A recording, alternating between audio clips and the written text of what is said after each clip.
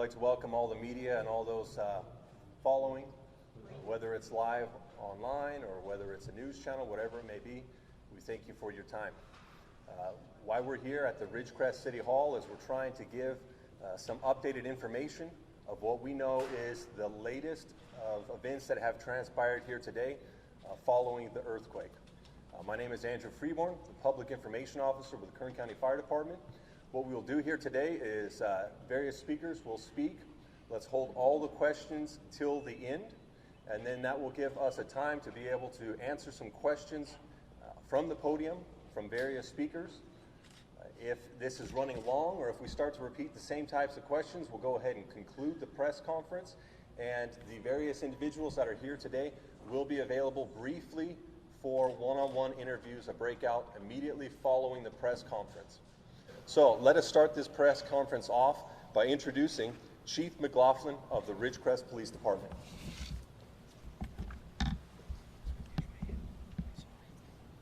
Good afternoon.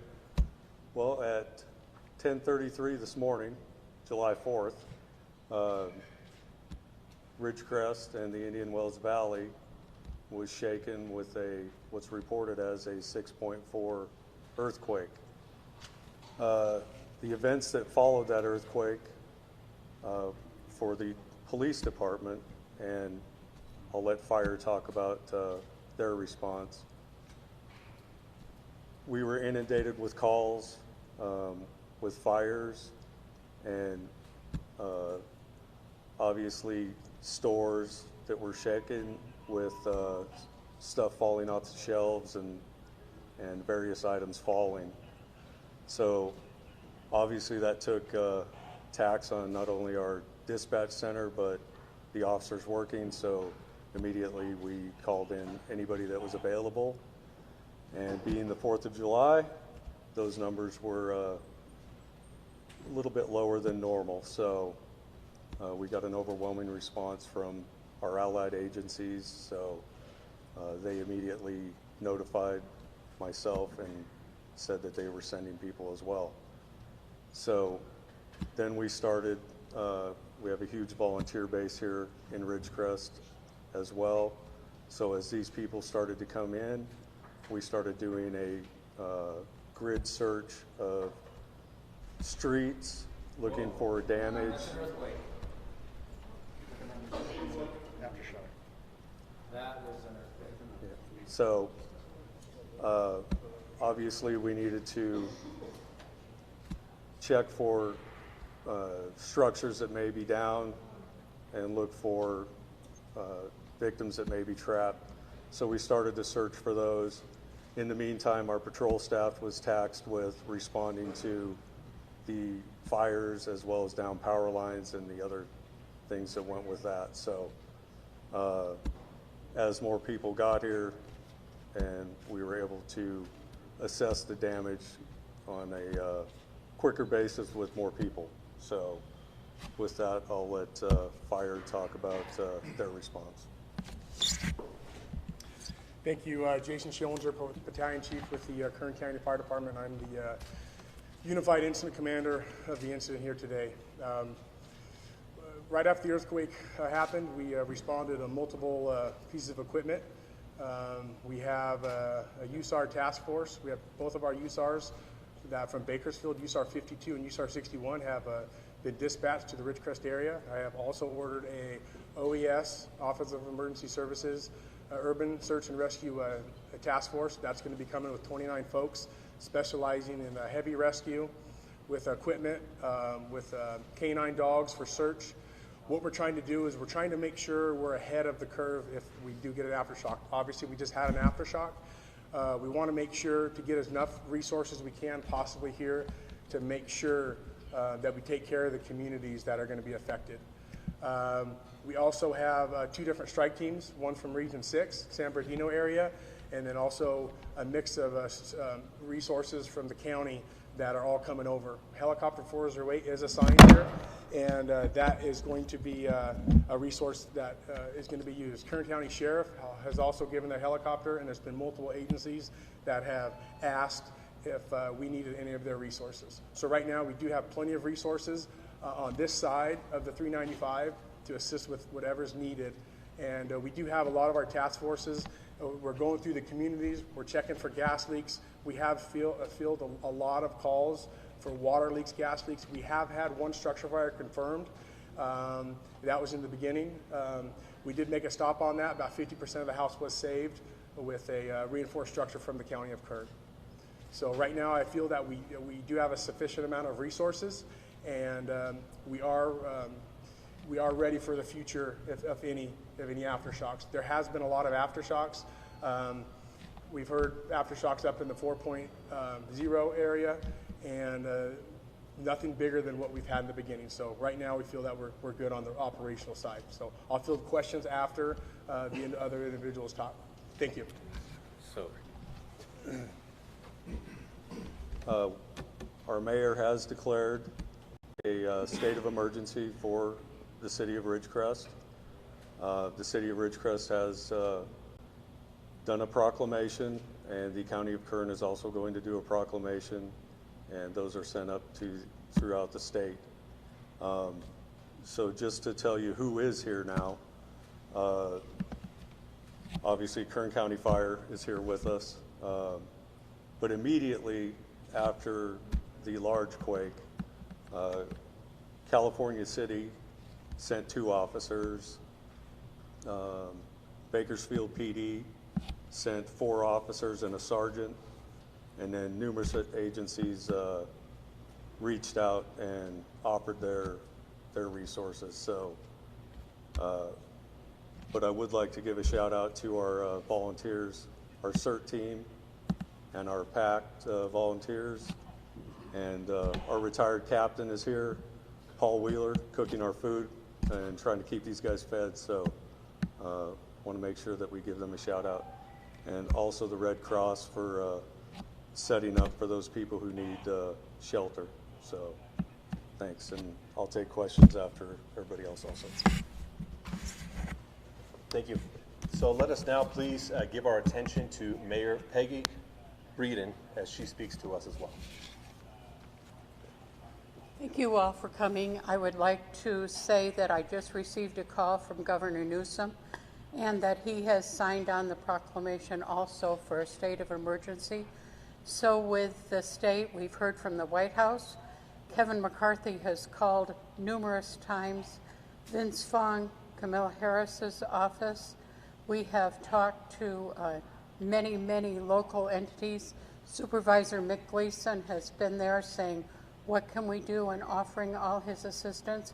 So with all this cooperation of many of our local entities, both state and federal, we expect we will be able to move on from this and not see too many awful things happen that could have happened and may still in the future, because we don't know what's going to happen tomorrow. So as we go on, I thank you and I appreciate you all. Thank you. Okay, now we can turn our attention to Vice Mayor Wallace Martin. Now, I just wanted to say that the response at the higher levels of leadership is absolutely instant. Senator Grove's office just called me 5 minutes ago and reached out, offering any assistance that their office can do. And as the mayor said, I mean, the response has been overwhelming, and the response has been instant, including all the way to the White House. And I think it's most impressive. I want to thank the leaders. A shout out to all of them for instantly reacting to this. It's very comforting, and it should be comforting to all of the citizens of Ridgecrest. Thank you. Okay, we also have Councilman Scott Heyman, who's available today as well. So I'd like to just commend everybody on their assistance and help from the state level and the local emergency personnel and everyone, and just to urge the public to continue to check on your neighbors and help everybody. I saw people out helping. We were gassing generators and making sure everybody had water, and I want to urge everybody to continue that. Check on your neighbors, and we'll get through this, and things will be good. So, thank you. Okay, at this time we have a few minutes in which we could take some questions for those who have spoken here today. So if anyone has a question, you, sir? Do we have any firm figures regarding assessment of infrastructure damage, roadways, bridges, things of that nature. Do you have anything yet? Okay, so CHP, would you like to comment on, the question is infrastructure. Do we have an assessment of the infrastructure and how it's been impacted? So we'd like to welcome CHP to speak on this. Thank you. Can you identify yourself? I am Lieutenant John Williams. I'm the commander of the Mojave CHP, which also patrols this area. As a matter of fact, within minutes of the first earthquake, we checked all of our main highways through here, Highway 395, 178, and it's further down to 58 and 14. We did have, on SR 178, we did have one large crack in the roadway that Caltrans responded out to, and within an hour, we had that filled and corrected. We did have some debris and large boulders that did come onto US 395. Caltrans assisted us, and we had that cleared up within an hour of that. Other than that, we've checked every overcrossing, every undercrossing on every main highway all around Ridgecrest, and there's no other problems or concerns. Utilities? Any failures? From the California Highway Patrol's perspective, I haven't seen anything, but I can't speak on behalf of that. That's going to be utility company. Yeah, question, what's the question? I just wanted to know, what specifically was it that led you to declare the state of emergency? Was there a specific thing that you saw or you're hearing about that led you to go to that move? So the question to Mayor Breeden is what led to the conclusion of a state of emergency? Okay. Because we've had over 87 aftershocks of this, we don't know what's going to happen. And with that, the state of emergency allows us to seek significant help from other governmental entities, and that is the reason why. And I would like to say I talked just recently to Scott Seymour, the manager of the airport in Ridgecrest, and there is no damage that he knows of at this point in time, and they've examined everything out at the airport. I have a question. Any reports of damage at China Lake, to the naval base at China Lake? There's the man. Captain Paul Dale, Commanding Officer of Naval Air Weapons Station, China Lake. We're just adjacent and abutting the city of Ridgecrest here in the western Mojave Desert. We're large. We're about 1.2 million acres, a little bit larger than the size of Rhode Island. We continue, it's been about 5 hours now since the 6.4 reported quake, and the mayor mentioned the aftershocks that we've had, upwards of 87. We continue to make damage assessments. I don't want to go into the particulars, but there was a question about roadways. All of our roadways are passable. Our entry control points are operating. We have obviously increased the number of personnel that would be conducting operations on a July 4th holiday. And I'm comfortable with the resources that we have right now. We're in communication with higher headquarters, who's been extremely supportive, and we're in communication with local civic leadership along with the Emergency Operations Center here, providing support to each other where necessary. But right now, we're working within our lines, and the city and the county are working within their lines. Do you know about flight runways? Oh, well, so the mayor informed me that Ridgecrest Municipal Airport is fully operational, no reported damage.